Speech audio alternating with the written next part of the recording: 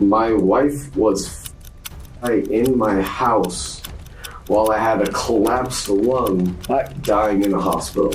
I get that. Yeah, and now he gets to live with it. What drives a man to turn love into a battlefield and pride into a weapon?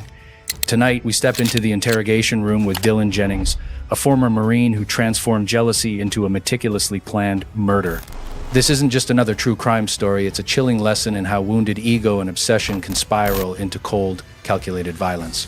Across the next hour, you'll see how Dylan rewrote his marriage like a contract, justified murder as convenience, and even split his own identity to dodge responsibility.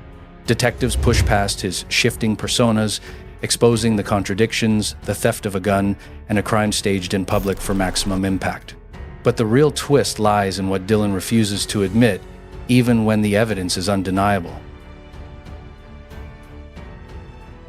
The tape opens on a familiar American tragedy, betrayal weaponized by pride. The 5th of July, 2021, Dylan Jennings, a former Marine, claims he watched his living room feed from a hospital bed and decided humiliation required a ballistic answer. He is arrested outside Sam's Tavern and marched into Bellevue PD, remarkably calm. From the first minute, he sells a story where injury, patriotism, and jealousy sit in the same foxhole, and appeal for sympathy dressed as confession. The interrogation lights flip on. So does the performance. Your name's Dylan, correct? My name is Dylan Jennings, that's correct. Okay. How old are you, Dylan? 34 years old. Okay. So do you go by any other names? Mm-hmm. What do you go by? Shakes. I'm sorry? Shakes. Shakes? Okay, is that like a nickname from friends or? Yes. Okay. And Scott. What do most people call you? I want to know what will make you comfortable while I'm talking with you. Oh, when you're talking, I prefer if you called me Dylan. That's okay. My name that I like to be. Okay. Called. Perfect. Thank you. My name is Trenton. Sorry. You're good. My name is Trenton. I'm manic bipolar schizophrenic, and so I'm trying to keep everything Got it. with one person, not the other six. Do you take medication? Yes. Okay. Have you taken your medications today? No. When was the last time you took them?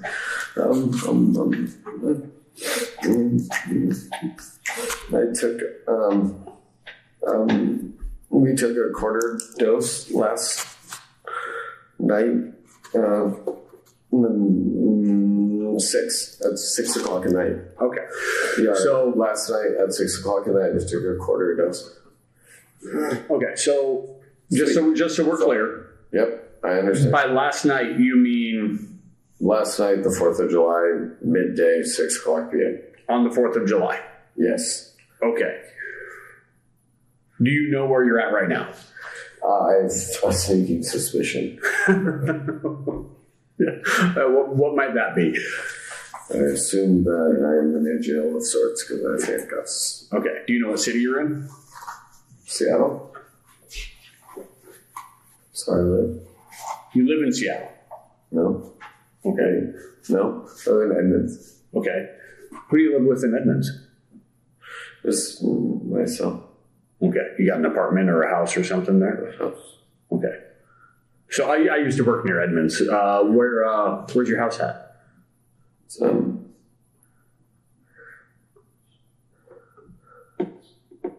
He presents as scattered yet oriented, knows dates, addresses, highways, then the hedge, bipolar, schizophrenia, mismeds, invites reasonable doubt. It's an old trick in new packaging. Fluctuate between lucidity and fog to make your words both credible and deniable. The detectives indulge the pace, letting him settle. In behavioral terms, Dylan is testing control of the room, calibrating whether confusion earns leverage. The tell isn't the stutter. It's the selective memory that never forgets the parts that help him. 224th and 82nd place in 224. Okay, I know where that's at. So I used to work in Mount Lake Terrace. It's about like Rich 99, I think. Yep. Yep. Yeah, not too far from there.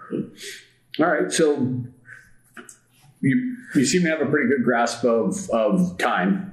Like you understood that you took your medication on the 4th at 6 p.m. You know where you live. Yeah, do I have my medication? Sorry. So On the floor. You're good, man. Please stop. I'm sorry, what's the question? What brought you here today? What, did I get into a DUI or something? Did I get in a car accident? No, you didn't get in a car accident, bud. That's what happened. Well, do you know where you're at right now? I have no idea. Okay. You're in the Bellevue Police Department. Okay. You're in a holding cell in the Bellevue Police Department in an interview room with me, Detective Chable, and Detective Moriarty. Okay. Do you know why you're sitting in a holding cell in the Bellevue Police Department with 2 detectives? I thought that I assumed that I got drunk or something. I got drunk. Okay. Were you drinking earlier?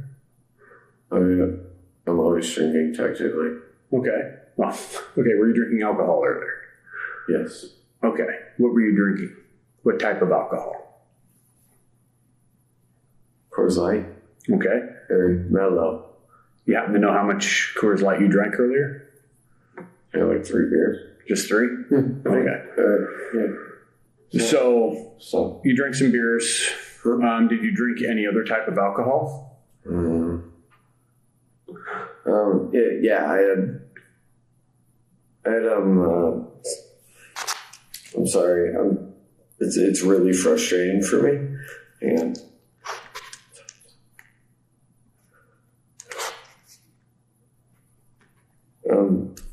yeah, I had a Manhattan and like 3 beers, but like in like a long period of time. I think I had dinner somewhere. Or we had dinner somewhere. Okay. Yeah, we had like an appetizer somewhere. I don't know. Well, so who do you remember talking to earlier this evening?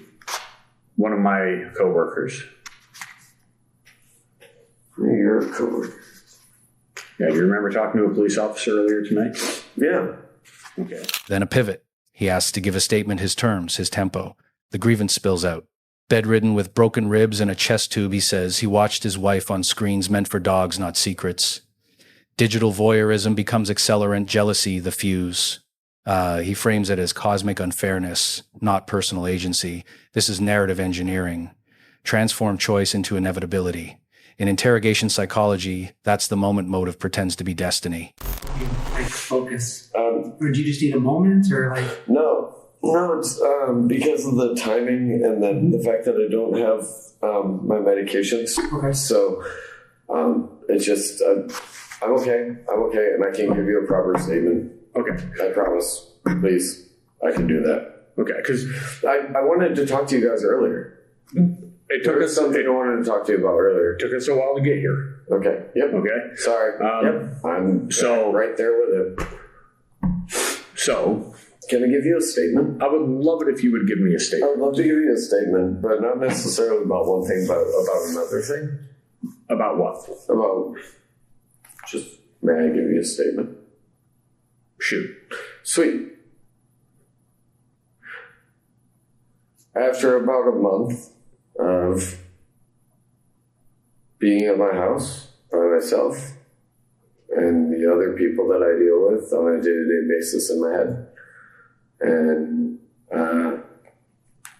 watching both on video, Snapchat, Instagram, Facebook, more or less on my security cameras, while I have 2 broken ribs and a tube in my chest in the hospital, I proceeded to watch my wife fuck another guy on my security cameras. Not in the bathroom or the bedroom or anything like that, because that's fucked up. But you figure you put a camera in your living room to watch after your dogs. That seems pretty normal. I didn't have any access to like firearms or weapons or things like that. So we decided that we would find some. And so I did. And so I broke into my brother's apartment. I stole a safe. I cut into it. I busted it open. I took the gun from it with the ammunition without his approval, much to his disapproval. I'm sure he's going to be very mad about that. He doesn't know, or maybe he does now. But then I used that to murder my wife, I think. Yeah, awesome. Yeah, I murdered my wife.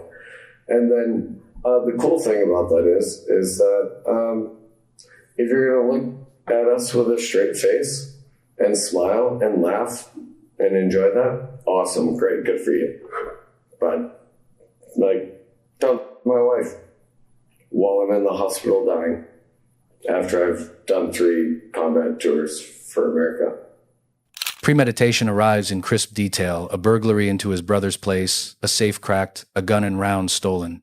Planning is the enemy of passion defenses, and Dylan knows it, so he dresses logistics in wounded honor. He even calls the homicide cool, a narcissist slip where moral injury masquerades as heroism. What matters to investigators is the sequence. Obtain weapon, locate target, execute. It isn't madness, it's a checklist. What's your wife's name? I don't have a wife. Okay, for the sake of argument, what was your wife's name? Doesn't matter. Okay. Do you know who she was having an affair with? Yes. What's his name? Doesn't matter. Okay.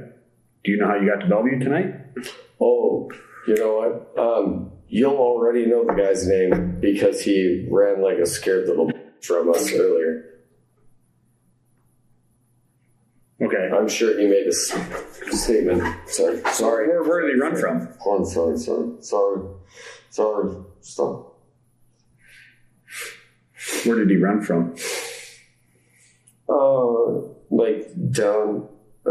Down Main Street, down Northeast 8th towards the mall, I guess. Okay. Where from, though? Where were you at when he ran from you? On the corner of the sidewalk. We were on the corner of the sidewalk. Okay. Bellevue's a big city. Help me out here. We were in front of a business, in front of a building, in an intersection. Like, where were you at when you saw this guy and he ran from you? on the corner of Northeast 8th, right by US Bank, because we were by there because we had to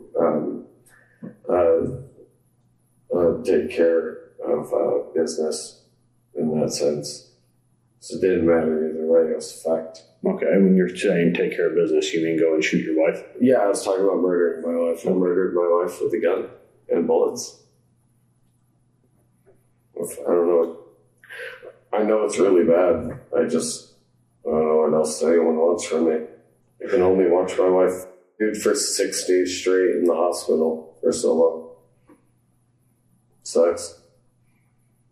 It's really tough times. And I'm not going to say that I understand that because I don't understand that, but I can see how that would make you upset to a point where you might do something like that. Yeah, it made us upset. But what my partner and I are trying to do is we're trying to understand all of it. Finally, control games. He refuses to speak his wife's name or her lover's. Keeping names off the record is a power move, reduce victims to pronouns, keep himself center frame. He hints at locations and chases, but the core remains, a man who confuses humiliation with justification. Call it dissociation, call it strategy. The effect is the same. The justice system translates such monologues into calendars. Pride writes the prologue, prison edits the ending. Consider that as we press play on the next act. And I can see that. But we're trying to figure out, like, everything, right? Mm-hmm. Like you just told us exactly what you did. I want to ask you more pointed, detailed questions. Mm-hmm. Okay. How did you get to Bellevue today? I have no idea. Did you drive a car? One of us took us here. Do you have a car? I do have a car. Okay. It's not in Bellevue. We didn't take that. Okay. What kind of car is it? What kind of car do you have? Dylan has, I have a black Corvette, a Chevy Corvette. It's at my house. Okay. Sorry. It's not good. I don't mean to. Sorry. I'm trying really hard to stop the punching and kicking. Sorry. I left my car at home this evening. Okay. How did you get to your brother's? Huh? How did you get to your brother's? I went.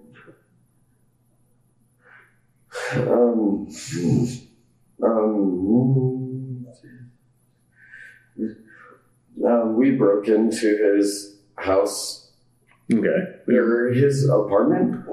He lives with someone else, and I broke in like a week and a half ago, and we stole it then. Okay, so you stole the gun like a week and a half ago. Yeah, I stole it from my brother. That's what I'm.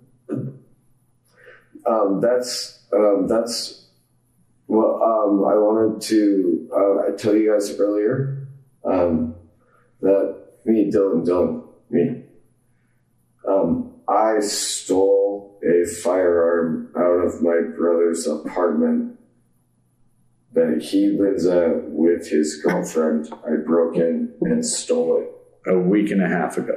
Yeah, he had a safe, and I stole the whole safe, and I took it home, and then I cut into it and broke it, and he didn't know that I had it. Well, how did he not notice the safe missing? He had it like buried in the bottom of his closet. I broke through. Well, I didn't break through, but I just jimmied the door of the apartment. The procurement phase reads like a burglary manual. Jimmied door, stolen safe, cut steel, handgun extracted. He timestamps it a week and a half prior, fatal to any claim of sudden passion. In interrogation science, temporal distance is the enemy of impulsivity. He frames it as necessity. Someone had to, the moral passive voice of offenders who want the act without the authorship. Detectives nod. Inside, they're hearing premeditation sing. You got the gun for one reason and one reason only. Huh? You went and Sorry. You went and got the gun with the intent to go and murder your wife. Yes, 110%. Okay. How did you know where to find the gun? I just knew that he had one, so I couldn't get one, so I had to get it from him because someone had to get it.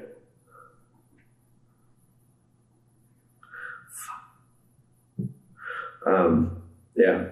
No, I guess I had to get it from him. I guess we had to. Okay.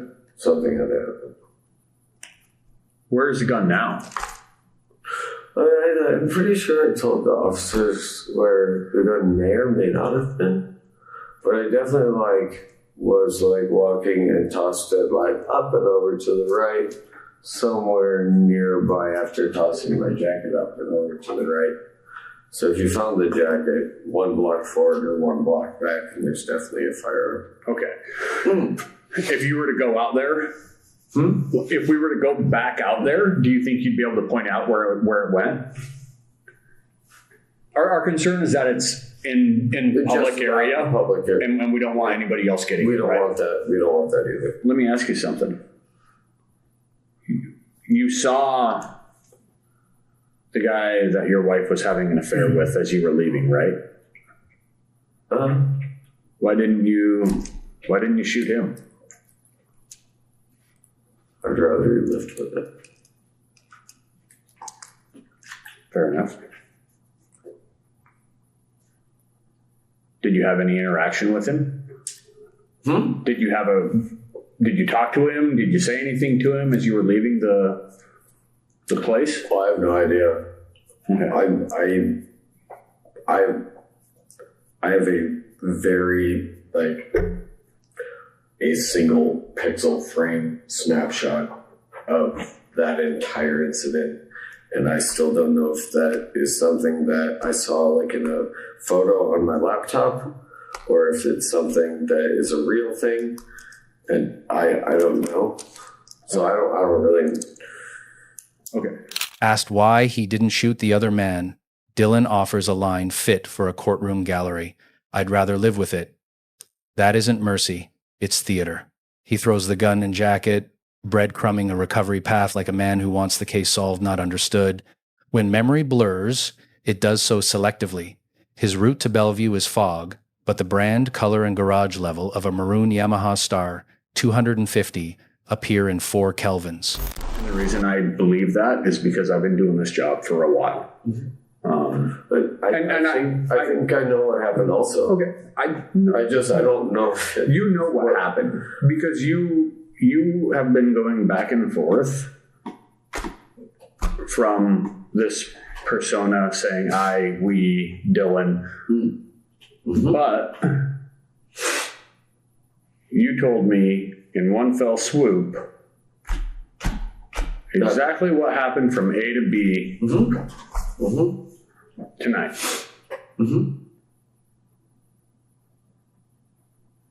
So whatever is going on, you need to focus and talk with us. I'm trying really hard to do so.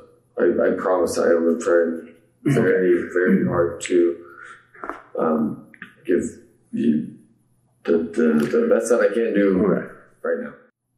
How you got to Bellevue tonight? That's a piece that's missing. You gave me very specifics about what happened from you getting the gun to what, as you said, murdering your wife. Yep. Oh, killed my wife. And you don't seem to remember how you got here. I rode a motorcycle here. You rode a motorcycle? I did. Okay. Fact. Whose motorcycle? Mine. Where is it currently parked? I put it in the W Hotel. It's parked at the W? Yep. Not the Westin, the W. Or the W or the Westin. Is it the one that has with the big white W up on the side? Go left, down past the mall, turn left, make a U-turn. Okay. Turn right, there's valet. I couldn't valet because it's a motorcycle. So we parked it down in the parking garage. Do you recall? Second floor? I think so. What kind of bike is it?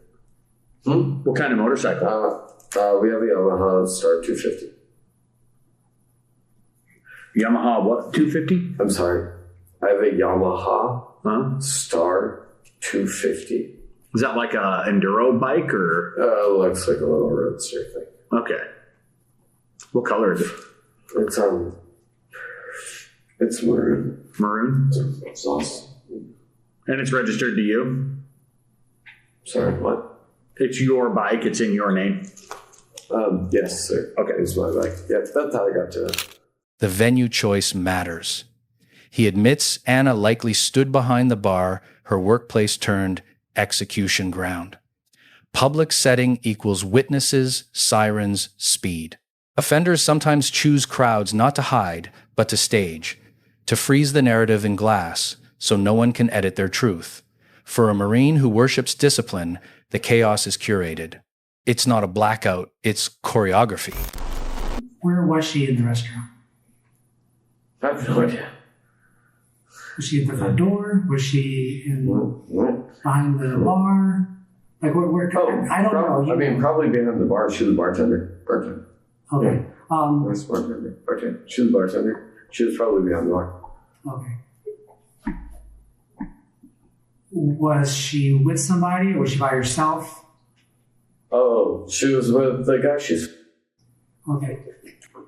She was with the guy she was. Okay. And she used to work there. The guy that she was fucking, why was he there? Because he'd been pursuing her for months and took advantage of the fact that she was working lots of hours and spent a lot of time there with her. And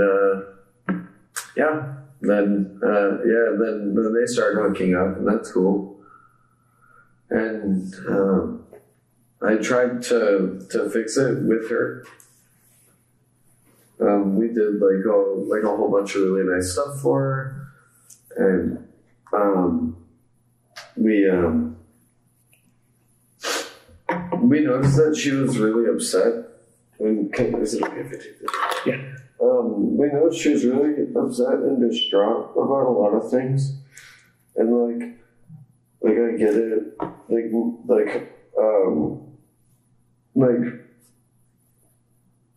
her and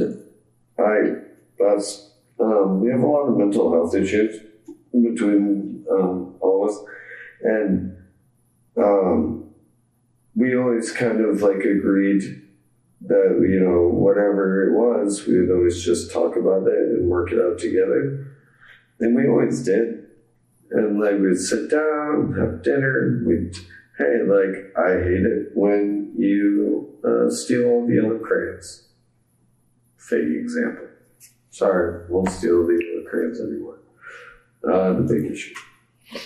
And we always did that for years, for 4 years. He rewrites the marriage as contract management: terms, conditions, deliverables, spend time with us, stop drinking after work. He trades promises of PTSD groups for compliance at home, then cries defamation when lawyers push back. And notice the plural pronouns surfacing. We watched. We were upset. Whether dissociation or rhetoric, the function is distance. Split the self to dilute the blame. But the singular holds the gun. Yeah, we watched her do that on a video camera for like 6 days while we were in the hospital dying. That's cool. That's great. Love that.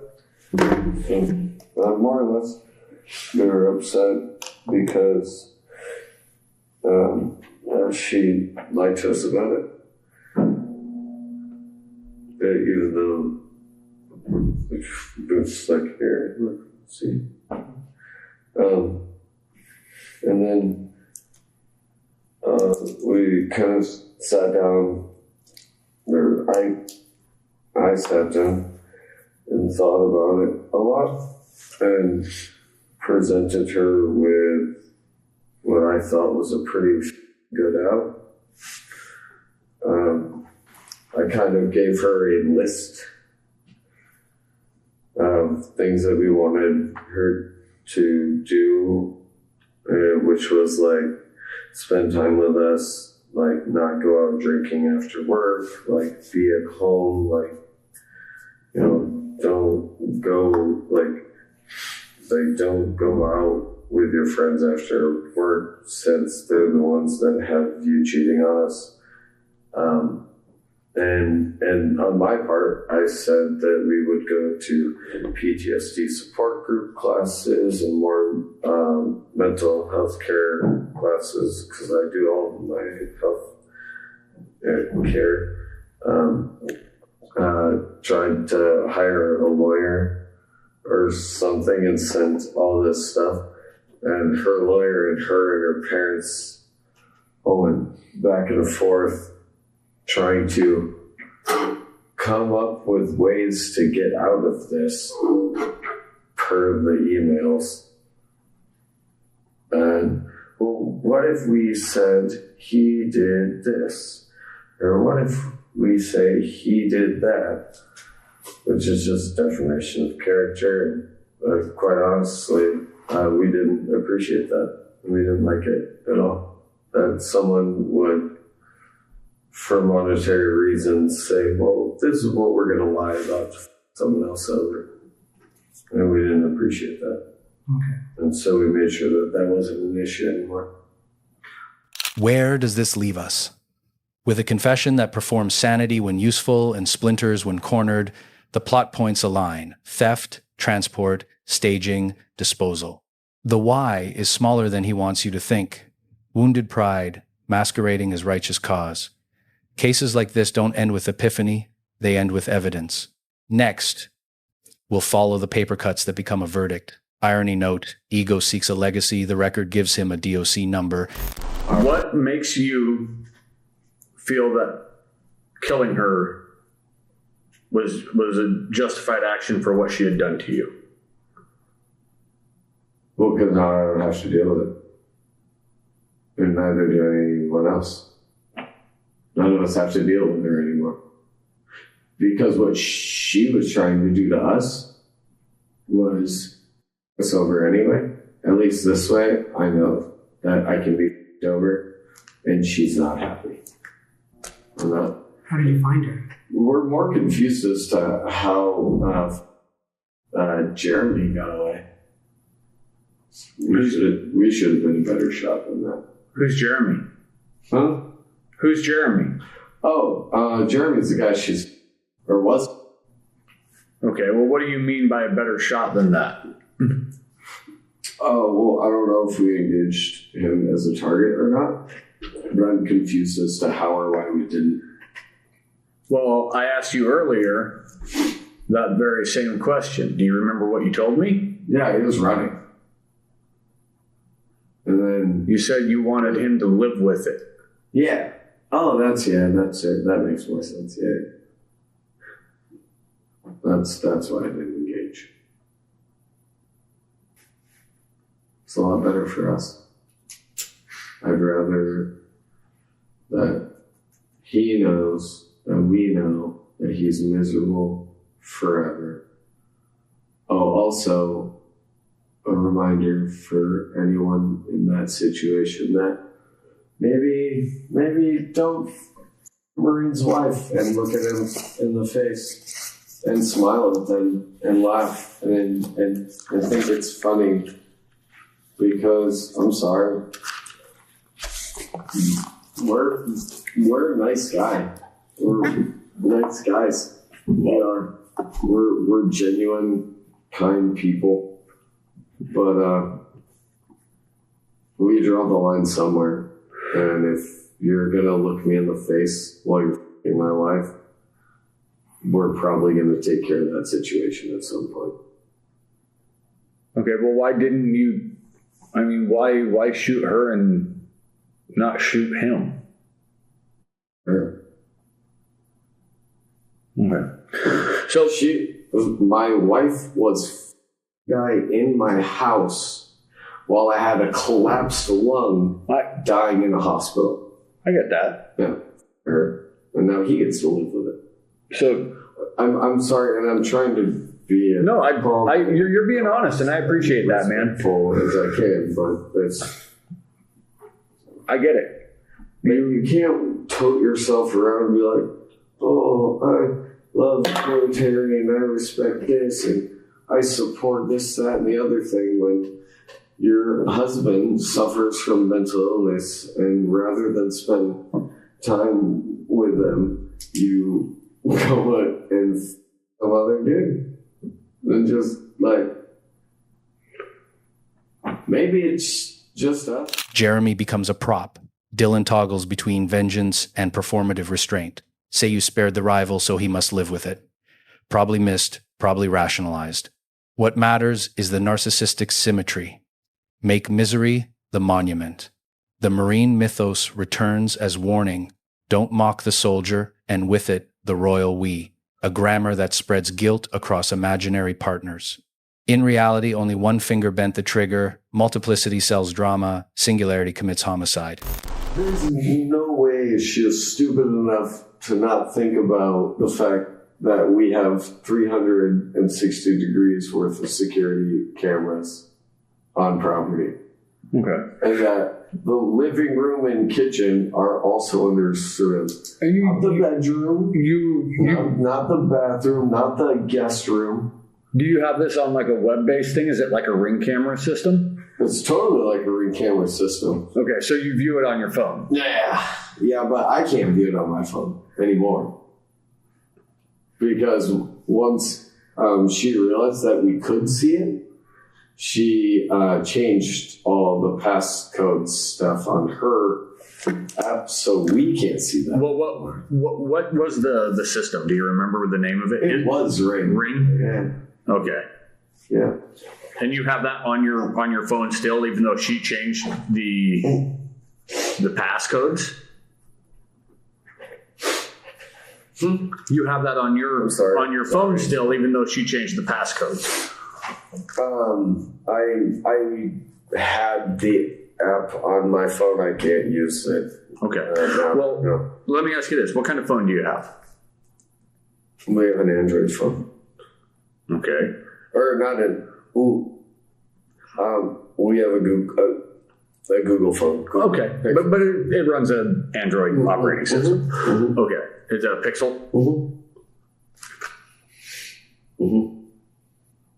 Would it be all right if I got the passcode for that? No. Sorry. Okay. No, I mean you've been cooperative to this point. The reality is I'm gonna have to get into the phone one way or the other. It's a little easier if you give us the passcode, and we still have to do the warrant process and go through all that stuff. But bone shots. What's that? It's a bone shots one of me. Okay. Surveillance completes the loop. He boasts of 360-degree coverage, ring-style access, then blames Anna for not respecting the cameras he installed. When she changed passcodes, control slipped, so he seized it back with steel. This is a common arc in coercive relationships. Technology as leash, humiliation as accelerant. Detectives press the phone, the apps, the audit trail. Every bite that proved betrayal now corroborates premeditation. Screens don't cause murder. They do preserve choreography. So after this, I'm going to head over to Sam's Tavern. How many rounds did you fire when you were inside? Don't remember. Okay. I have no idea at all. All right. Did she still have a house key to your place? How did she get into your house when you were in the hospital? She had a key, and then after we had been there for 6 days, then I had seen everything, and then we decided to change the locks, so we have different locks now. We have different locks. We have different key lock now. Our dad has one, and our brother has one. So she had a key, And but then you our changed the landlord locks. has one. Okay. Yes. Okay. Yeah, we had effectively decided she wasn't going to be living with us anymore because of that. Okay. And when was that? A month and a half or more. I don't know. Okay, was this kind of right around the same time that you got out of the hospital? Yeah. Okay. Yeah. The legality piece lands with a thud. He isn't allowed guns prior felony, so he steals 1 week earlier. Knowledge of Anna's bar shifts supplies the stage. A motorcycle supplies the entrance. Closing time supplies the witnesses. Public homicides often wear the costume of courage. In fact, they're about narrative control. He wanted the story etched in neon, not litigated in private. That choice replaced privacy with permanence and turned a grievance into first-degree murder. But honestly, we were having a hard time trying to figure out when or how or when, because one of us wanted to do like a lot of stuff, and I told him that we weren't going to do that, so it was kind of a back and forth for a bit. Okay. And then we decided we would wait until after the 4th, and then carry on after that. When's your what day did you get married? What day did you and Anna get married? The 4th of July, 2019. Okay. Any other weapons or Who? guns? I didn't get married to Anna, I got married to Max. Max. Okay. And don't at your house. Any other guns or at your house? Any other guns or any other weapons there? Oh, no, sir. No. No, we're not allowed to have guns. Okay. So you've said that a few times. Why aren't you allowed to have guns? So you've mentioned a few times that you're not allowed to have guns. Oh, we have a felony charge or something. We're not supposed to have firearms, which is What was we the had to steal it. what was the felony? Oh, some egregious from like 5 or 6, 7 years ago. Okay, but there was a criminal, there was a conviction that you had. That's what prevented you from being able to get a firearm. Totally. Okay. One of my last questions. How did you know Max was working tonight? How did you know Max was working tonight at the Sam's Tavern? We're both bartenders. We know each other's schedule. Oh, did you used to work there or no? Oh, okay. So you know her schedule. Her schedule. Okay. I trained her when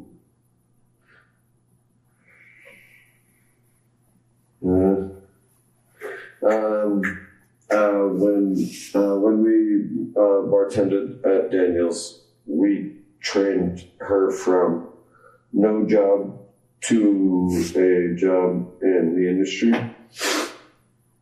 and we trained her myself or ourselves. But so she was a very, very high caliber bartender because I ensured that she would be so. That being said, we know that we all work the same days. If we're the best bartenders, we work X day through X day. It was kind of just like that. He insists he set no traps, meant no harm to others, waited near closing. Selective ethics are still ethics, he seems to think. Yet remorse never arrives. Prosecutors don't need tears. They need sequence, means, and intent. They get all three. By the end of questioning, the case has a spine. Stolen weapon, targeted venue, excluded alternatives. The law cares less about his plural pronouns than his singular decision. Pride tried to plead. Evidence entered judgment. Earlier you mentioned, you commented a couple times, like, I don't want no one else to get hurt. Yeah, we don't want anyone else to get hurt. Is that why you waited till the end of closing before you went into? Absolutely. Okay. That is why we waited. Yep. How long were you outside waiting before you actually went in? We were outside for 3 seconds. I don't know how long. Oh. We just walked in. We walked from where we were to where we were, and that was it. Okay. All right. Gotcha. Last question. Some people, they barricade their doors, they put booby traps in their houses and stuff like that, for security. I have no booby traps or anything that would harm or hurt anyone on the location where we live. All right. Nothing on the doors or any windows or booby traps or Okay. All right. It's good to know. Good to know. stuff like that. Yeah, anyone who would approach anything on my property would be safe. There's no issues. I appreciate that, man. Outcome in coda, Dylan Jennings is charged with first-degree murder and unlawful firearm possession, pleads not guilty in July 2021, and is sentenced to 31 years. The moral postscript writes itself. He built a shrine to ego and called it justice. Creativity, whether in bartending or revenge, always reveals authorship. Here the signature is blood and planning. For those walking the long road of self-control, jealousy is a spark, structure is the oxygen. Remove one, you keep the house.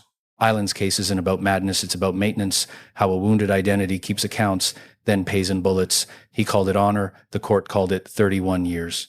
Perhaps he wanted a lasting story, and he got one just filed under DOC. Guard your pride like a loaded gun. Store it locked, checked, and separate from grievance.